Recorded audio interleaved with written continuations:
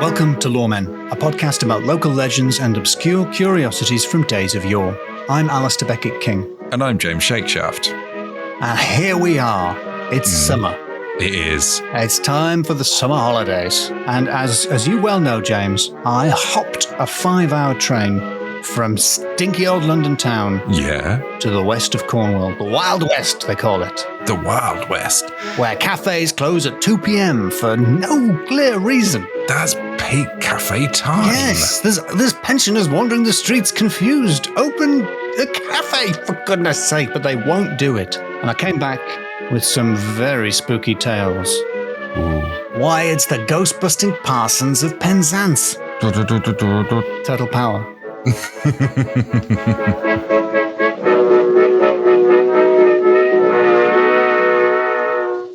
James Shakeshaft. Oh yeah, Aleister Beckett-King. Sorry, did I startle you? A little. That's all right. I'm back. You're back, baby. I'm back. I'm back. Don't call it a comeback. No, it's not.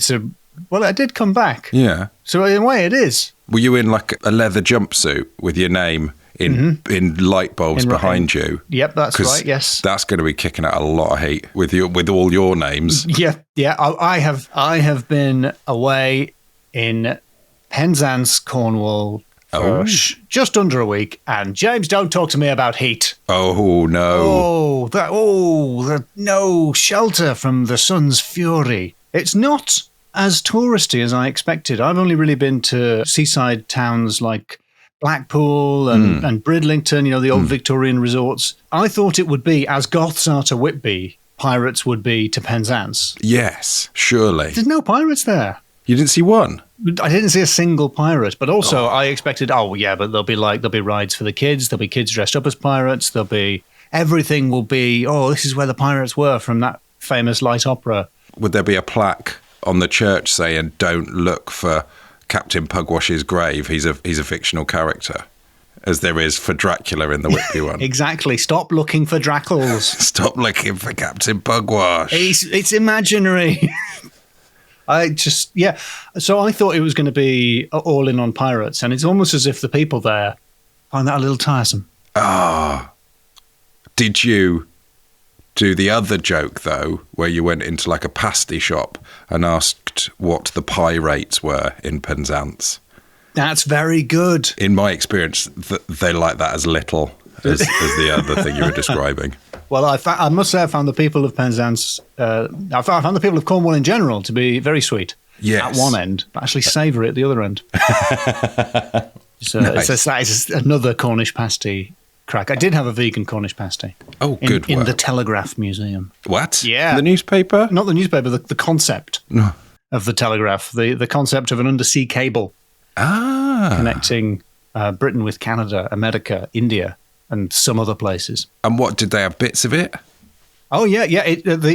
Just west of Penzance is where all of those cables used to, and to some extent still do, come inland. Where young, clean-shaven men would sit in a cave, literally during the wars, and just listen to beep beep beep beep beep beep beep beep beep beep beep beep beep beep beep. That's not music. That's just a noise. You know what the kids like, James. Those kids. Those crazy 1940s kids. So I did a bit of research while I was there. Oh, good work. Into the old folklore. Yeah. And I'd like to talk to you, James, today about the ghost-busting Parsons of Penzance. Yes, please. And the surrounding areas. Cornwall, basically, western Cornwall. The Lizard Peninsula. It's not actually the Lizard Peninsula. It's a different peninsula. The Lizard's just a bit down. Did it fall off the end of the Lizard Peninsula and then the lizard grew a new one? Yeah, it's a self-defense mechanism, yeah. If you were to go to Penzance, you could go to Chapel Street, which is the site of a story that I'm going to call Mrs. Baines's Blunderbuss. Nice. Which comes from Stories and Folklore of Western Cornwall by William Bottrell, written in 1880. Billy Botts. By Willie Botts. Willie Botts. Now, Mrs. Baines lived on Chapel Street, which is the oldest street in Penzance, and it used to be called Our Lady's Street, I assume because it's right next to St. Mary's churchyard. Not because it was named by a Geordie. War Lady Street. Near Voundervore Lane. Ooh. Which presumably is a lane leading towards Voundervore, which means the Great Road in Cornish, which is the road connecting Penzance to Mousehole, or was then. Mousehole for any of the people look, I'm pronouncing it Mousehole because it's written Mousehole. It is mouse. It does look like a mouse hole, but surely that can't be right. If you're driving on the way, there's a sign that says height restriction, Mousehole. And it's like, I shouldn't think so, because they're really little. But when I said that to the driver, I didn't find that funny at all on the bus. I was like, I shouldn't think so, because they're really small. Did he just tap the sign that said people should not stand in front of this sign or speak to the driver? Yep. Yes, he did. He did. And which is a real feat these days, because they've got bulletproof glass. Is he had a really long thing? He poked it out through the air hole. Yeah, he was like Eugene Toombs from the X-Files. So, Mrs. Baines lived on Chapel Street. Most of these buildings have changed. It's not like that now, but there used to be a great big orchard there, which was Mrs. Baines's orchard out the back of her mansion, where she grew sweet, sweet apples. Oh, nice. Nice one, Baines. Do you remember, James, your friend and mine, Khalees, had all that trouble with milkshakes? Oh, yes. Yeah.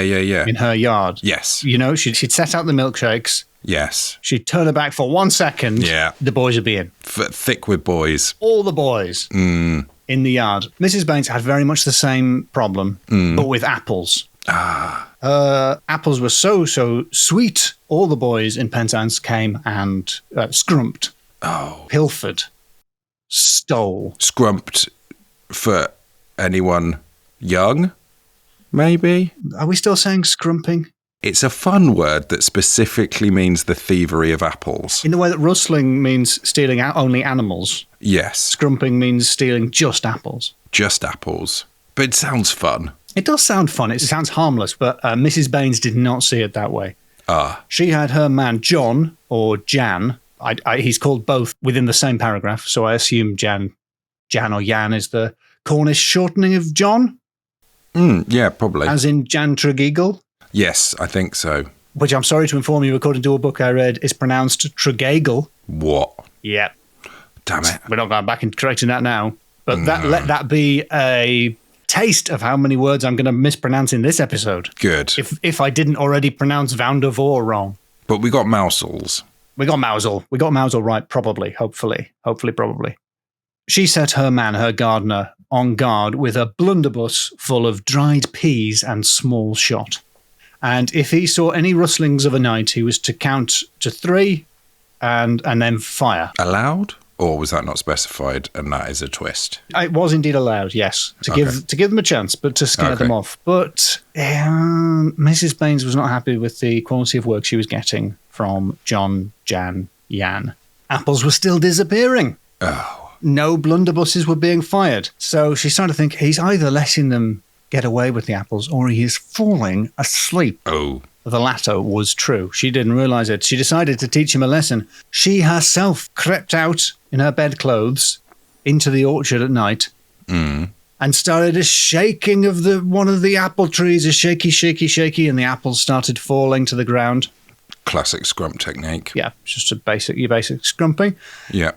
And according to Billy Botts, the rustling of shaken branches and noise of falling apples awoke him. And seeing somebody, as he thought, stealing apples from their favourite tree... Yeah, I think you see where this is going, James. Yeah. He up with his gun and let fly at his mistress, exclaiming at the same time, "Now, you thief, I've paid 'ee off for keeping me out of bed to watch 'ee. I know 'ee, I do, and I will bring 'ee before his worship the mayor tomorrow." That wasn't 1, 2, 3. He didn't actually say 1, 2, 3, it seems. He said a whole long paragraph. And she replied, "Lord help me, I'm killed," and fell onto the ground. Oh, no. These old-timey people were... I suppose it's the old Twitter. They like to just constantly commentate on their lives. Yep, that's her taking selfies with the apples. So I can't believe shot by own gardener. Dead. Hashtag what? Hashtag literally killed. Hashtag I am killed. Jan didn't stay to see if that went viral. Thinking he had committed the crime of murder, He ran away to the hills, literally to the hills. He took to the hills? He took to the hills and was discovered several days later in Castle Andinus, a vast Iron Age fort nearby. Half starved, apparently. Good news, Mrs. Baines didn't die. Ah, yeah, that is good news. A relief. William Bottrell says... inaccurate, though. Yeah, she lied. Makes her inaccurate. She's alive, but she's a liar. She may be alive, but she is a liar. By good luck, the old lady's back was towards her man when he fired, and the greatest portion of the charge took effect below her waist. So by good luck, she was shot in the bottom. Dr. Giddy was fetched, and after some delicate... That's his name. Yeah. After some delicate surgical operations, which the lady bore with exemplary patience, pronounced her fright to be more than the hurt. Nice. So, no harm done. However, a short time after the old lady got shot, she died. Oh. Twist. Just a coincidence, it seems. Allergic to peas? We just don't know. It might be. Is there a connection between shooting people and their death? We don't know. We're just asking questions. You're making wild assumptions there. Yeah. Correlation is not causation, James. Cool. Yeah, she got shot. Yeah, she died shortly afterwards. That's all we know. She got shot and said, I am killed. She got shot, fell to the ground, and said, I am killed. And then she died. So let's not leap to conclusions about what caused that. She's still a liar. She did not, I can tell you, rest in peace. In peace? Oh, the ultimate R.I.P.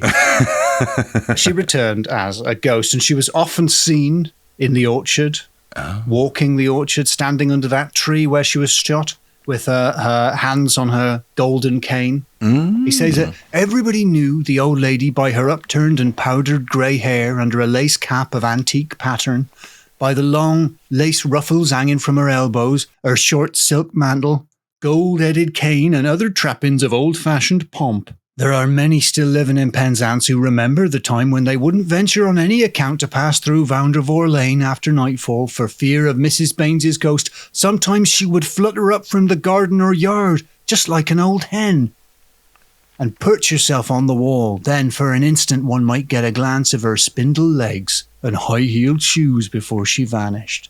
Ooh. Oh, that's very Wicked Witchy, isn't it? Yeah, she moved unusually from being a visible ghost to going full poltergeist. Oh. And she also moved from the garden into the house. She started smashing things, doors, glass, her spinning wheel could be heard. Spinning. That's an example of what that might have sounded like. Yeah. So, James, here we are. There's something strange in the neighbourhood of Vandervoort Lane. Who are you going to call? I don't know. Parsons Angleton. It's Parsons Angleton. Parsons Angleton, one of the famous ghost-laying parsons of that part of the world. Because it seems that in Cornwall, vicars, reverends, parsons were treated as a sort of wizard-like wise men with the power to exorcise spirits. Parsons Angleton was brought in to deal with the ghost of Mrs. Baines. And he set a task that I think you will find a little bit familiar, James. Yeah. He commanded her to weave ropes of sand. No. Yeah, friend of the show, ropes of sand, between St. Michael's Mount, which is an island that can be reached by causeway from near Penzance, and St. Clement's Isle, which is a smaller island near Mousehole. Now, that area now is what a man of maritime bent would describe as the sea. But I think maybe we can infer from this story that they were sort of sandy banks and the sea didn't come quite as close up to the land as it does now. Yeah, otherwise that would be impossible. Completely impossible. She was sentenced to weave a rope or to try for 1,000 years, whichever comes soonest. And I think we can only assume that she hasn't finished yet, but she will return. I guess so, ultimately, no matter what. There's one more ghostbusting relating to Mrs. Baines in Cornish Feasts and Folklore by Margaret Ann Courtney, 1890. She does a little ghostbusting of her own. Even after she was laid, the sound of her spinning wheel, remember that? Yes. Oh, yeah. You remember? People of the house continued to hear it. until, at last, it was discovered that some leather, which had been nailed around a door to keep out drafts, was loose in places, and that the whistling of the wind through this made the peculiar sound. Ow. Sorry, kids. It's haunted leather. Yeah, it was just noisy leather, just squeaky. You know the way leather trousers go? Yes. It's the same as that, but for doors. When sometimes you sit in a fancy chair, you have to say, it was the chair. It was the chair. It was the door. It wasn't a ghost, it was the door. Now, do you remember I mentioned St. Mary's churchyard? Yes. Nearby. Yeah. Full name, St. Mary the Virgin Church. Having a right old dig. It's been there for a while, but the current church was built in 1835. And I can tell you, James, it looks brand new. That was the first thing I said when I saw it. It looks brand new. All sharp edges. Spanking. It looks like it was made of Lego.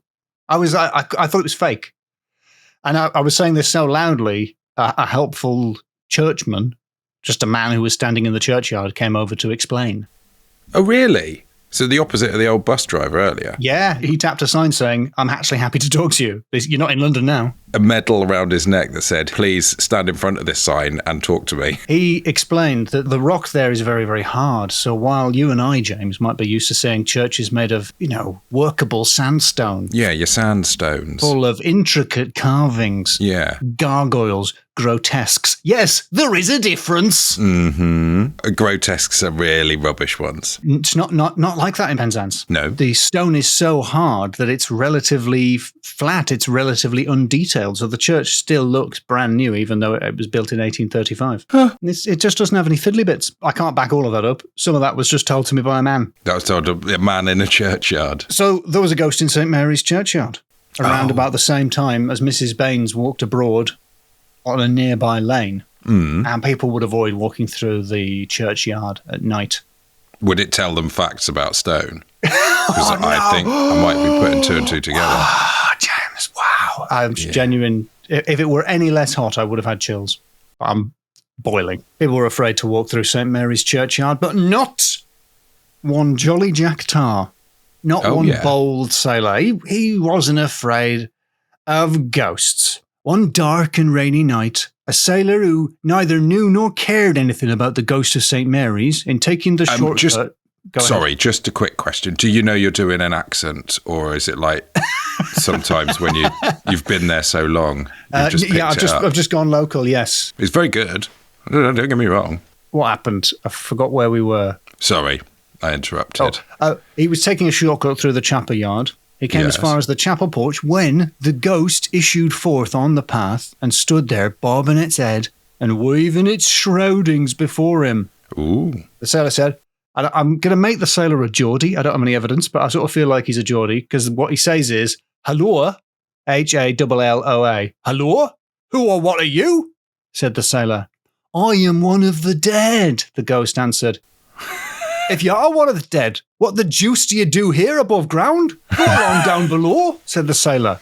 And what he did was punch the ghost in the head. He decked him, James. Wow. Did you say decked in school? Yes, yeah. In down south. Yeah, he decked him. He laid him out. Decked him? He just decked him. He's totally decked him. He's just decked the lad. He's just decked a ghost. He's decked him. It's the words lost all meaning. I've said it too many times. He decked him. He dealt the ghost a stunning blow over its head, which laid it sprawling on the stones. Now, James, you and I, we know a thing or two about ghosts. Yes. That's an unusual method for dealing with them. Yes. Doesn't normally work. No. They're famously insubstantial. Yeah. You need some sort of proton pack. Yeah, you would. So I think you've probably anticipated where this is going. There was no ghost in St. Mary's churchyard. There was merely a frolicsome gentleman called Captain Carthew, who lived nearby and had been diverting himself and frightening the townsfolk out of their wits by personating the ghost. Oh. Don't come away from that story thinking that there were no ghosts abroad in Penzance, right. James. Good, yeah. There were tons of them. Tons more? And many more ghost-laying reverends, parsons, vicars, etc. One named Thomas Flavel could quell spirits by laying about him lustily with his walking cane. That was his style. Did he put it between his legs and be like, "Woo, look at me." They'd be all, Oh dear. I'm going to turn into an animal and return to hell. This is weird. The rector of Ladlock, Ladlock. the Reverend Mr. Woods, he had an even better walking cane than Thomas Flavel. Yeah. He carried a stout ebony stick. On its massive silver head was engraved a pentacle or Solomon's seal, and on a broad ring or ferrule just below the knob were planetary signs and mystical figures. This staff was regarded with curiosity and awe. It's said that by means of it he ruled the planets, controlled evil spirits, repelled witchcraft, and performed supernatural work generally. Is this his business card? Just general supernatural work. Now that stick sounds pretty impressive, but that stick and Mr. Woods himself almost met their match in what Billy Botts calls the tale of the feathered fiend. Ooh. This sounds like it might have just turned out to be a bird. It's a bird, yeah. Okay. It is hard to not see it as being just a bird, but please go with this. Guessing it was a magpie as well An because of the silvery. evil spirit All right. in the form of a very large bird with coal-black plumage and fiery eyes, but of a kind unknown to Ladlock folks, was seen perching on the church tower for several nights in succession, making an unnatural clamour which was heard far away. So, clearly, Ladlock's got a problem. Satan himself, in the form of a bird, is sitting on the church tower. On the church. So naughty. Sitting on the church tower. He's just sitting there making annoying noises and during the divine service distracting the flock of the pastor by its croaking and cawing as if in derision. Oh. And you remember, of course, Woods comes equipped with a special magic stick. Yes. Problem is, the bird's just a bit too far away. It's got a maximum range, the magic stick, so he's not able to, he can't get it. Yeah. And he can't reach it with his whip, which is the other Whoa. thing that he has apparently. Like, he's kind of an Indiana Jones. He is. Mr. Woods. He's stumped until inspiration strikes. What is the devil afraid of, James? I don't know. Give me a second. Okay. Let me think it through. All right, but every second you waste, that bird is making annoying noises. Think about that. People looking at his feet. Eggs? Close. Oh? Surprisingly close. It's unbaptized babies.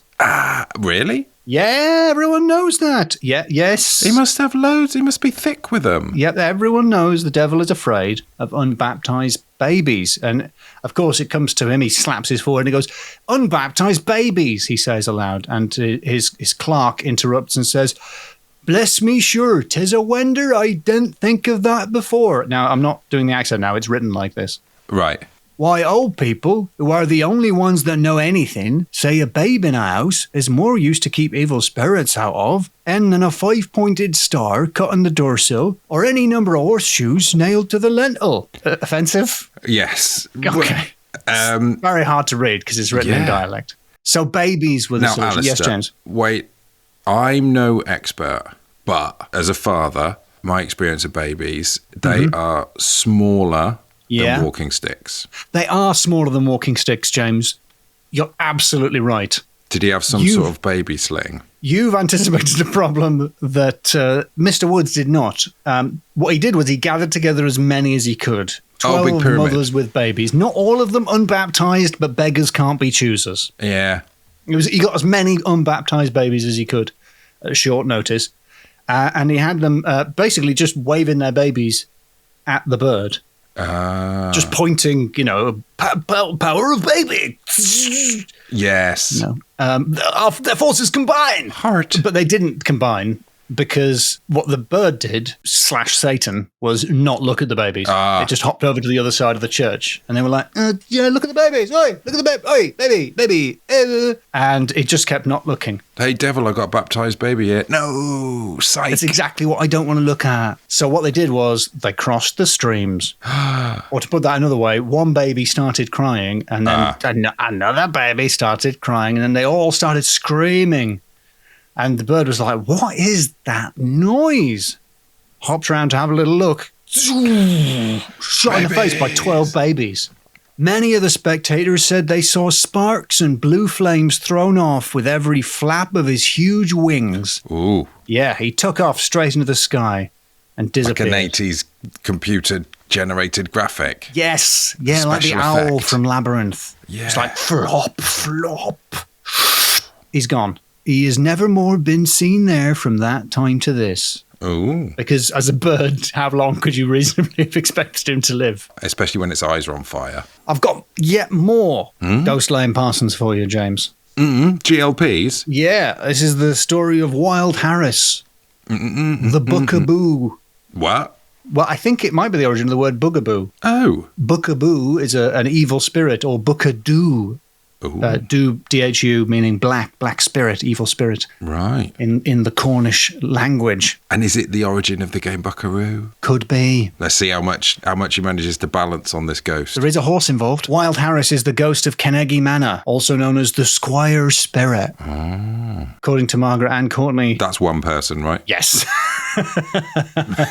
He was killed while hunting when he fell from his horse. The horse was startled by a white hare, which is believed to be the spirit of a deserted maiden which crossed its path. H-A-R-E, hare, He obviously. had loved a damsel who was an orphan, but his father and cruel housekeeper schemed against her, and one day she turned up drowned, only perhaps to return in the form of a rabbit, which precipitated the death of Wild Harris himself. Oh, an omen rabbit.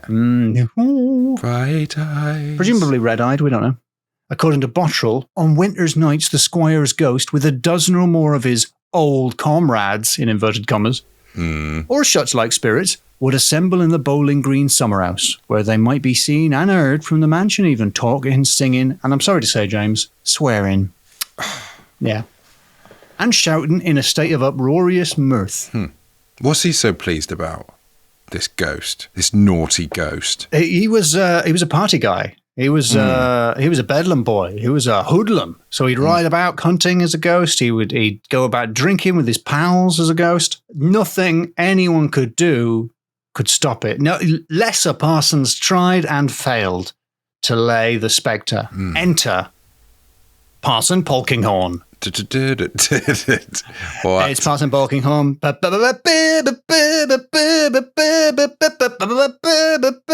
James is not afraid of any ghosts. He is not afraid of no ghosts. No, he isn't. He ain't afraid of no ghosts. I'm not afraid of any ghosts. There's an invisible man sleeping in your bed. Who are you going to call? Well, what blooming hell's he doing in there? How do you even know? That is inappropriate. Oh. No, that invisible man is cancelled. I would say as soon as they got Parson Polkinghorn on the case, Wild Harris was toast, because nobody does it like Polkinghorn. I don't know exactly how they got him involved, but I feel like they were like, hey, we're looking for Parson Polkinghorn. And he was probably like, he's just cleaning something. And he was like, I don't exercise things anymore. I don't do that. I'm retired. And they were like, but we've... Parson Polkinghorn? That's the name I've not heard in a long time. We heard you were the best. Martin Polkinghorn? Anyway, that's, I think, your joke, is it? I think so. I had a really old joke about how Ben Kenobi isn't a good enough disguise because you can't keep your surname if you're on the run. You've got to change your surname. Keep your first name, change your surname. Yes. You can't just be, I'm Ben Kenobi. You can't, you can't just be like, oh, I'm Alan Hitler. People would ask questions. But I suppose if you were called like Obi-Wan Smith, still raises a few eyebrows. Just change it all. Anyway. Yeah, just change the whole name. So he says, all right, one last case. I'll help, but there must be, and he insisted on this, no intermeddling. That's probably what put him off the game in the first place, all the intermeddling. All the intermeddling. I'm sorry to tell you, James, there was some intermeddling. Oh, that's really... That's the only thing he said he didn't want. The one thing he said was no intermeddling. Several clergymen went to Keneggy, waiting for both the parson and Wild Harris to appear. They went to the summer house, candles everywhere, very spooky atmosphere, but no ghost. And they started to get a little bit impatient. And one of them, the curate of St. Hela, impatient of action, he took from his breast a book and read therefrom some conjuring formulas by way of practice or for mere pastime. What are you doing, the curate of St. Hela? That stinks of intermeddling. This is textbook intermeddling. He may as well have looked up a dictionary definition of intermeddling and seen himself reading a dictionary on a little picture labelled the curate of St. Hela, who isn't named in the story. We don't know who you are. Just someone had glued in a small mirror. Of course, as soon as he read it, a crashing thunderclap burst over the building, shook it to its foundations, and broke open the window. The parsons fell on the floor as if stunned, and on opening their eyes, after being almost blinded by the lightning, they beheld near the open door a crowd of buckadoo grinning at them, and then partially disappear in a misty vapour, to be succeeded by others who all made ugly faces and contemptuous or threatening gestures. Really? Even with all these parsons? Yeah, no, they were like, intermeddlers. So eventually Polkinghorne arrives on the scene and is like, what's happened here? Because I think it begins with an I and ends with intermeddling. Big time. And using the magic words nom-dom, that's nom-dom, not Right. non-dom, or nom-nom-nom, nom-dom. Nominative determinism. Close. It's in nomine domini. It's a rustic corruption of the Latin for in God's name. No, I nominate Jesus. He gave a series of commands to the ghost of Wild Harris, eventually Yeah. binding him up with a hempen cord. So, panic over, the bookaboo tangled up in a hempen cord. He turns to the old curate of St. Hela, picks up the book on the floor and says, "Oh, what's this? Oh, what's this? It's strange that there would be a book of conjuring and spells here." Just has a little leaf through. "Oh, you probably shouldn't have had that, should you?" It's like, probably pushes it to his chest, and the other guy stumbles back a little bit. You were lucky, actually," he says. "If you had chanced to have pronounced a word that you don't understand on the next leaf, you would have called hither such malignant fiends flying in the tempest of this awful night as would have torn ye limb from limb or have carried ye away bodily. Perhaps becoming tired, they might have fixed ye on St. Heller's steeple. For my part, I wish you were there, lest a greater evil befall ye this night." Wow. Yeah. That's in depth. I think at that point it's reasonable to think that's the end of the intermeddling. You'd hope. Polkinghorne led the evil spirit away using his nom-dom powers. Back to your friend of mine, to Castle Andinus. Yeah, from before. The fort. On his horse called Hector. Followed, I'm sorry to say, by those blimmin' clergymen. They crept along all Multi-parson. the time, intermeddling on their minds.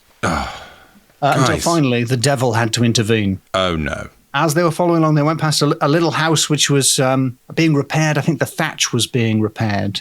And a bundle of spars that had been left lying around, which are small rods pointed at both ends, used for securing the thatch, were suddenly raised up in the air by a whirlwind.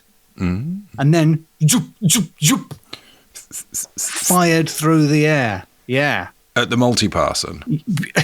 Yes. One of these devil-directed spars pierced St. Heller's curate's side, just above his pin bone, like an arrow shot from a bow. He fell on the ground like as if killed, and his companion, in drawing the spar out of his friend's side, had his hand burnt, just as if he had grasped red-hot iron. Ouchie. Yeah. Where's your pin bone? Hip joint. Thanks. We don't call it that now. No. Margaret Ann Courtney records that Wild Harris's ghost was finally laid to rest by a famous ghost-laying parson. That's Polkinghorne. In the end, intermeddlers out of the way, Polkinghorne had a clear run at his destination, Castle Andinus, the Iron Age fort. And just like in the first story I told you, he managed to trap the ghost there by setting it an impossible task. He set the ghost of Wild Harris the task of counting all the blades of grass within an enclosure in the fort 9 times. Oof. Yeah, he's not going to count all of them. Be realistic. Because surely by the time he gets to the 9th, some will have grown. Yeah. Since the 1st. Yes. It's like the 5th bridge. Yes. We don't even know how many bridges there are. By the time you get to the end of the 4th bridge, there's a 5th bridge. And that is the final ghost-busting parson of Penzance and surrounding parishes. Excellent stuff. Terrifying. Chilling true tales of real ghosts and a squeaky door. Yes. James, how do you feel about placing some scores upon these tales? Oh, I'm very ready. Yeah? Yep. All right, my first category for you is names. Yes. Penzance is a lovely name. Yes, the Holy Headland. The Holy Headland? Yep. Holy Headland? So I think that's what I mean. Zance is like sands, like saints. So holy. Well, we got Willy Bots. Yeah, Billy Bots. The robot Willy. Vandervoor Lane. Who knows how that's even meant to be pronounced? Bookaboos. Kennedy Manor. Margaret and Courtney. Polkinghorn. Yes. The Molto Pasta, which I think is Italian for many dinners, by the way. Molto Pasto. Fantastic. Absolutely fantastic names. I love a Cornish name. I'm going to go 5. Okay, well, in that case, next category, supernatural. You know it's got to be good. If you've got the ghost of a lady who was shot and then who died with shot. Yep. Not of, James. No, she died with bullets. Well, she's going to also be making a comeback. That's the thing. These ghosts, they can only be laid in the parish they live in, but you can't get rid of them. You just got to distract them. So either of them could make a comeback when their tasks are complete. I mean, the noise of the spinning, that was a bit disappointing that did turn out to be Yep, that was a squeaky little bit door. disappointing. Yeah, I slightly overplayed that with my brilliant acting. It was very good acting. You'd think I was a spinning wheel. I was doing a little research on the Ghost of Penzance, and that lady did crop up, but none of the gunplay stuff, just that she was a ghost that walked through a wall sometimes. Well, I'm glad to provide you some gun violence. Yeah. That's what the kids like. Yeah. That and listening to Morse code. And podcasts about folklore. Yeah, at least one teen listener came to my live show. Really? Yep, there was a veritable teen, a spooky teen, who said, "I listen to Loremen. I am the teen listenership." Wow. So we got a teen listenership. And and then they skateboarded off? Yeah, yeah, they did. Into the night. Yeah, radical, they said. They caught some bodacious air. And then just left. Gnarly. So supernatural. 5 out of 5. Yes! It was great. It was spooky, but then it also had Ghostbusters and ghosts getting their comeuppance. Yeah. And also the devil. On the subject of comeuppance, my next category, how'd you like them apples? Which is a phrase that I don't really understand. I don't understand it. We don't understand it in England, but we do say it with relish. Some people say it, and I don't like them. Should be, how do you like those apples? How do you like these apples? Why do you like apple? Why are you asking Do you people's not like opinion apples? about apples? It doesn't make a lot of sense, but what it means, I think, is, sick on, right? Yeah. And there are lots of sick on situations here, right? We've got noises for that. We don't need words. Yeah, I think Mrs. Baines got a very much how'd you like them apples situation when she instructed a man to shoot anyone in the orchard and then got shot in her own orchard. Yeah, to try in the orchard. I don't know what she was expecting. Really. No. What did she think was going to happen? But she got, I am killed. What a catchphrase. We've got the devil being slapped in the face with 12 babies, the last thing it would want. In this case, the apples are babies. I still think they should have fired them at the devil. In an ideal world, yeah. In an ideal world. The Intermedling vicars very much got their comeuppance. Oh, they did. Well, they very nearly got even more than comeuppance. They almost got a whole orchard's worth of apples. More. That happened twice. Yeah. They were like, oh, close one. Time for you to skedaddle. And they were like, we'll just keep coming a bit and follow along a little while until I nearly die. So that's a good, what's that, 4 comeuppances or 3? I think it's probably 4. I haven't been counting. Wait a minute. We got the lady in the orchard. We got the I've got another devil. one for you, James. What about the guy who pretended to be a ghost for no reason and got punched in the face? By a Geordie, yeah. Okay, How'd you like them apples? How'd you like them apples? And this case, the apple is my fist. Here's an orchard for you. Bang. How about you have a nibble on this? Cox's pippin. Bang. Yes. Okay, 4. I mean, I think it was actually 5, but fine. Moving on to my final category, Ghostbusters. But there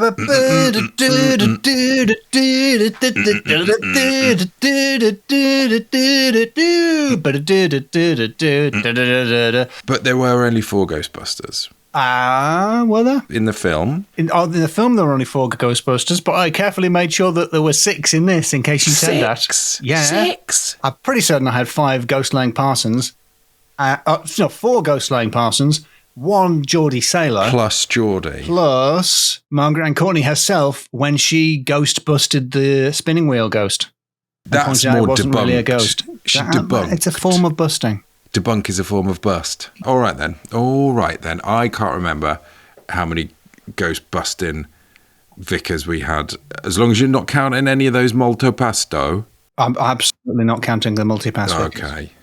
I don't know if they should subtract some ghost busting, but I'll let it slide. I'll give you 5. This was a high scoring tale. You deserve it. That was very high scoring. It was great stories. And there's absolutely loads more. Oh, yeah. I did a bit of research into Penzance, and I found in Ghosts of Cornwall by Peter Underwood, president of the Ghost Club Society. No, that's Indiana Jones. Sorry, I was trying to do the national anthem, but I did Indiana Jones. And yeah, I've got some very spooky stuff from Penzance. Oh, from the Dolphin how exciting. Inn. From the Dolphin Inn, James. Yes. I've been there. You've been to the Dolphin Inn? I had a spinach pie. Really? Yes. Ooh. But then I came back the next day and they said, we're not doing food. And we haven't for 10 years. Yeah, that spinach pie was a ghost.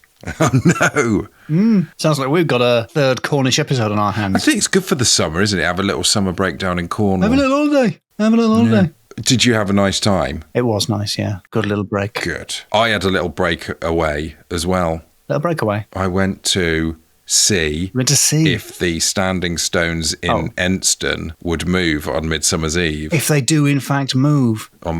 Yeah. It's a shame no one was recording that in any way. You know what, actually? What, actually? It was recorded by some friends of the show, the Quantum Mechanics Paranormal Podcast, and we did a little live stream to see. It sort of got called Stonewatch 2023, and I kind of like the idea of, making it a rival to Springwatch, but for a stone just for one night. Just to see if a stone that, spoilers, is definitely not going to move, moves. Yes. Exactly. Yeah, spoiler, the stone did not go down to the river for a drink, revealing the chest full of gold. No way, it didn't move. As we've said multiple times before, it's not about the destination. It's not, it's about the journey. A pot of gold. It's about the stones that we stare at along the way. It's about the journey that stone did not make. Yeah. As it stayed motionless relative to the earth. Absolutely motionless. But if you stay on after the end, or at the end of the podcast, there's a little snippet from the Quantum Mechanics podcast where you can go check out. Or a little free bit of a different podcast. Free bit of a different podcast. Or go check it out, youtube.com/Loremen podcast for that and more. And more. And more. It's not as priority as you think, Penzance. But way more parsony. Well, a load of Parsons. You can't move for Parsons. Parsnips and Parsons are unrelated. Unrelated as far as I know. Cool. Keep it that way. If the listener, is impressed by just the quick wit on display in our podcast, it's just like that where you notice 2 words sound similar. Is there more of this available from the podcast? Is there? There's stuff that we didn't even put in this. Just like even lower quality banter than this. It's fewer quality. How can people access it, should they wish to? Patreon.com/LoremenPod.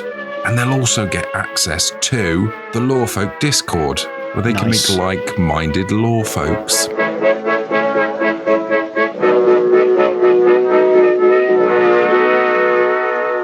That devil belongs in a museum of devils. It's midsummer. It's midsummer, And we're in the well, it's where we were last year. We're by some standing stones. We're waiting for them to go and take a drink at the pub. We're with our very good friend James from the Loremen. Hello. And somebody else who is a friend of the show, Tim, who's over there. Hello. There are basically 4 men standing at the side of an intersection of 2 roads with some stones. Yeah, I mean, we did this last year. And to be frank, when it hit midnight, we were here to see these stones move, probably go and get a drink, either at the pub or the stream. There seems to be some debate about that. And anyone who listened to last year didn't really come off last year, but we do think we may have had the wrong Midsummers. Isn't that right, James? It depends whether it's going for the celestial or the sort of traditional calendar one. Yeah. So we thought we'd give it another crack this year. So, yeah, this is Stonewatch 2023. Don't worry, we do have other stuff to come up. Yeah. We're not going to fill the show just with that.